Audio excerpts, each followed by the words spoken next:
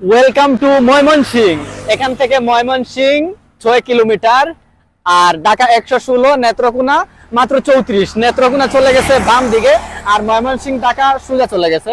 তো এখান থেকে ময়মনসিং 6 কিলোমিটার দেখতে পাচ্ছেন। আমি ময়মনসিং শহরের দিকে যেহেতু ঢুকবো না, সোজা বাইপাস হয়ে আমি শহরের বাইরের দিকে চলে যাব। তো তখন ভাবলাম একটু ময়মনসিং এখান থেকে কত কিলো সেই জায়গাটা একটু দেখাই নিচ্ছি। আর এই পাশে দিয়ে আমি যদি দেখাই তাহলে শেরপুর 63 কিলোমিটার, হালুয়াঘাট 44 কিলোমিটার।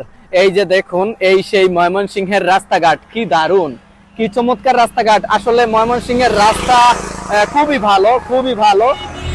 আমি কোনো জায়গায় ভাঙ্গাচোরা পাই নাই, কিন্তু দেখা যায় অন্যান্য জেলায় গিয়ে সমস্যায় পড়ি। রাস্তার মধ্যখানে অনেক বড় বড় গর্ত থাকে, বাইকে টানা যায় না, মানে আস্তে আস্তে চালানো লাগে। আর এখানে এসে আমি মাত্র 2 দিনে কাজ সেরে ফেলছি। একদিন ময়মনসিং কাজ করছি, আর একদিন শেরপুর কাজ করলাম।